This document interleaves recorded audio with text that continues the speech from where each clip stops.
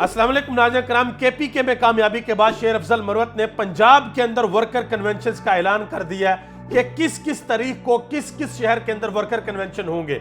और दूसरे नंबर पे पाकिस्तान की सुप्रीम कोर्ट के अंदर एक बड़ी हलचल हुई है। पाकिस्तान के मौजूदा चीफ जस्टिस और जो आने वाले चीफ जस्टिस हैं उन दोनों के दरमियान एक बड़ी हलचल हुई है, वो आपको बताने के लिए जा रहा हूं। और तीसरे नंबर पे पाकिस्तान के दो अहम तरीन जिलों का सर्वे आ गया है कि वहां से कौन जीतने के लिए जा रहा है, वो भी आपके साथ डिस्कस करेंगे। पहले नंबर पे आपको यह बता दूं कि शेर अफजल मरवत ने पंजाब के अंदर एंट्री मारने का ऐलान कर दिया। उन्होंने कहा जी 22 तारीख को वजीराबाद, 23 तारीख को उकाड़ा और 24 को जंग आ रहा हूं। और उन्होंने जो केपीके के अंदर वर्कर कन्वेंशन किए हैं, जो उन्होंने दीर के अंदर वर्कर कन्वेंशन किया, फिर बाजोड़ के अंदर किया, नौशहरा के अंदर किया, कुहाट के अंदर किया, उनके ऊपर तकरीबन 7 मुकदमात बनाए गए। वो अदालत के अंदर गए और उन्होंने 7 मुकदमात के अंदर हिफाजती जमानत जो है वो अदालत से ले लिया। उनसे एक सहाफी ने सवाल पूछा कि जनाब मोहतरम केपीके में आप गए, वहां पे अवाम ने बड़ी मोहब्बत का इजहार किया आपके साथ, वहां पे लोग बचा के आपको ले गए, एक मौका ऐसा भी आया कि आपको पकड़ लिया गया लेकिन फिर लोग आपको ले गए, तो आपको क्या लगता है कि पंजाब के अंदर सूरत हाल क्या होगी? और पंजाब की डायनामिक्स जरा मुख्तलिफ है तो आपके ऊपर सख्ती भी बड़ी होगी, तो क्या इसके लिए आप तैयार हैं? तो शेर अफजल मरवत ने आगे से जवाब दिया कि क्या सख्ती होगी। उन्होंने कहा कि पुलिस जो सख्ती कर सकती है उन्होंने केपीके के अंदर मेरे ऊपर की है और मैं पंजाब के अंदर आ रहा हूं और इमरान खान का जो पैगाम है वो मैं पंजाब के शहर शहर पे जिस जिस जगह पे कन्वेंशन होगा वहां पर जाकर मैं पहुंचाऊंगा। आगे आ जाए जी, जो बड़ी ब्रेकिंग न्यूज है जो आपके साथ शेयर करनी है वो है सुप्रीम कोर्ट ऑफ पाकिस्तान से। जी हां, इस वक्त जो चीफ जस्टिस हैं वो काजी फाइज ईसा साहब हैं और उनके बाद जो अगले चीफ जस्टिस हमारे बनने के लिए आ रहे हैं चंद महीनों के बाद, वो है जस्टिस एजाजुल एहसन।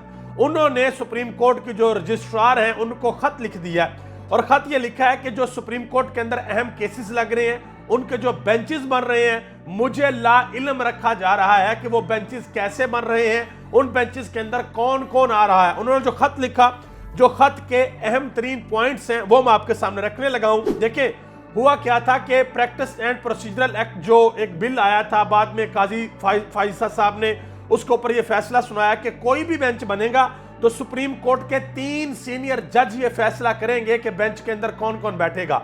और इस वक्त जो सीनियर 3 जजों में चीफ जस्टिस साहब खुद शामिल है और जस्टिस एजाजुल एहसन भी शामिल है और वो ये कह रहे हैं कि मुझे भाई ला इल्म रखा गया। अब उन्होंने क्या लिखा खत के अंदर? उन्होंने लिखा जी जुमा के रोज 2 मरतबा कॉल्स करने के बाद बताया गया कि जो फाइल है वो चीफ जस्टिस के चैम्बर के अंदर मंजूरी के लिए चली गई है। इंतजार करने के बावजूद 6:30 पे कॉल करने पर बताया गया कि रजिस्ट्रार साहिबा जा चुकी हैं। 4थी और 5वीं कमेटी के इजलास के मिनट्स ना तो मुझे भिजवाए गए हैं और ना ही मेरे से दस्तखत लिए गए हैं। और फिर उन्होंने कहा कि इन मिनट्स को बगैर मेरी मंजूरी के सुप्रीम कोर्ट की वेबसाइट पे जारी कर दिया गया। यह भी कहा कि कमेटी इजलास में 7 रुकनी बेंच पर इत्तेफाक की बजाय 6 रुकनी बेंच तश्कील दे दिया गया। सीनियर जजेस के बेंच में शामिल ना होने के हवाले से मैं मुकम्मल ला इल्म हूं। यह सबसे बड़ा पॉइंट है। जो अभी आपको पता है कि हुकूमत जो है वो अपील के अंदर गई हुई है। जो आर्मी एक्ट के तहत जो अदालतें हैं, जो मिलिट्री कोर्ट्स बननी है, उसका मुकदमा दोबारा अपील के अंदर आ गया। तो जो बेंच बना है उसके हवाले से जस्टिस एजाजुल एहसन ने कहा कि सीनियर जजेस बेंच के अंदर नहीं है और इस हवाले से मुझे मुकम्मल ला इल्म रखा गया। और यह भी कहा कि 3 रुकनी खसूसी बेंच की तश्कील में सीनियरिटी को मद्देनजर नहीं रखा गया। ये भी उन्होंने बातें की हैं।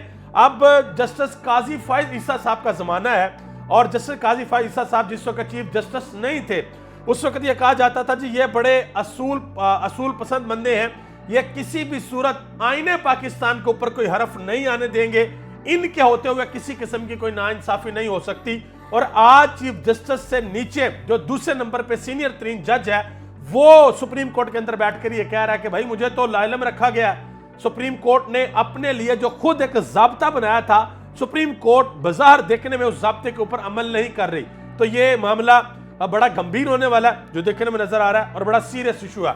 बहरहाल आगे आ जाए, असद तूर जो एक साफी हैं और उन्होंने काजी फाइज ईसा के बारे में एक बात की है। उन्होंने पूछा कि किस दौर में सुप्रीम कोर्ट के फैसले को बूट की नोक पर रखा जा रहा है और वो दौर है जस्टिस काजी फाइज ईसा साहब का। उन्होंने कहा कि काजी फाइज ईसा साहब, क्या आप चाहते हैं कि 8 फरवरी के इलेक्शन के अंदर धांधली हो, धांधली ज़दा इलेक्शन हो और आप पाकिस्तान के चीफ जस्टिस हो, ये उन्होंने सवाल पूछा है। आगे आ जाए जी, नारोवाल और खुशाब, इन दोनों जिलों का सर्वे आ गया कि यहां से कौन जीतने के लिए जा रहा है। नारोवाल में एहसन इकबाल साहब की सीट है, बड़ी स्ट्रॉन्ग सीट है, हमेशा से जीते आ रहे हैं, लेकिन अब वहां पे एक बहुत बड़ा मसला बन गया। मसला यह बना कि एहसन इकबाल साहब अपने साहबजादे को शकरगढ़ के हल्के के अंदर सूबाई असेंबली की सीट के ऊपर खड़ा करना चाहते हैं, और वहां पे जो साबिका मैन है पाकिस्तान मुस्लिम लीग नून के दानियाल अजीज, वो ऐसा किसी भी सूरत नहीं चाहते। और उन्होंने कहा जी महंगाई बहुत ज्यादा हो गई है, वोटर अपना गुस्सा निकालेगा इलेक्शन वाले दिन।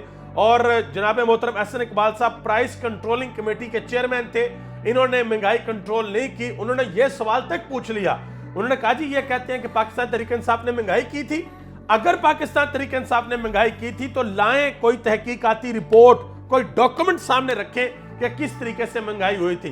तो एहसन इकबाल साहब के हल्के का जो सर्वे है वो आपके सामने है। पॉपुलर वोट जो है वहां पर 40% है, और जो शख्सियत का वोट है वो है 60%, जो बरादरियों वगैरह का होता है, यहाँ पे वो वोट ज्यादा है। फिर भी पाकिस्तान तहरीक इंसाफ 48% के साथ पहले नंबर पे है, पाकिस्तान मुस्लिम लीग नून 40% के साथ दूसरे नंबर पे है, और दीगर जमातें हैं 12%। आगे आ जाए खुशाब में, खुशाब के अंदर जो पॉपुलर वोट है यानी कि पार्टी का वोट वो 50% है, और जो कैंडिडेट का वोट है वो भी 50% है। और यहाँ पे पाकिस्तान तहरीक इंसाफ 52% के साथ पहले नंबर पे है, और पाकिस्तान मुस्लिम लीग नून 32% के साथ दूसरे नंबर पे है, और जो दीगर जमातें हैं ये 16% पे है। अच्छा, एक मैं यहाँ पे एक बड़ी अहम बात आपको बताता चलूं कि ये जो इलेक्शन होगा, ये जो इस साल इलेक्शन होना है, इस इलेक्शन में सबसे अहम बात क्या होगी, नौजवान वोटर्स।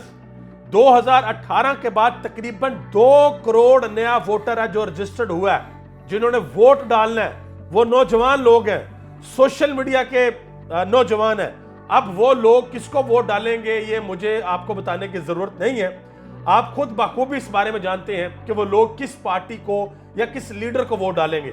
और आप यकीन करें, ये वो फैक्टर है कि जिसकी वजह से बड़े बड़े सियासतदान जिनको 40-40 साल हो गए सियासत करते हुए, उनको खौफ आ रहा है कि भाई हमारे साथ होगा क्या इलेक्शन वाले दिन। बहरहाल इलेक्शन वाले दिन कुछ ऐसा होने के लिए जरूर जा रहा है कि बड़ों बड़ों के बुर्ज उल्टेंगे और आपको नजर आएंगे, लेकिन शर्त उसके लिए सिर्फ एक है कि पाकिस्तानी अपने घरों से बाहर निकलें और बाहर निकल के अपना हक के राय दही इस्तेमाल करें, वोट डालें, जाकर जरूर ठप्पा लगाएं। आपने शेर को डालना है, बल्ले को, तीर को, जिसको भी डालना है, वोट आप लोगों ने जरूर डालना है, ताकि आपको पता हो कि आपने अपना कैंडिडेट चुनने के लिए हिम्मत करनी है, पहुंचना पोलिंग स्टेशन पे और वोट डालना है। और साथ ही साथ आप ये दुआ भी किया करें कि जो इलेक्शन का दिन हो वो पुरअमन तरीके से गुजर जाए, अल्लाह ताला इस मुल्क पर अपना खास फजल और करम फरमाए। आप सबका बहुत बहुत शुक्रिया।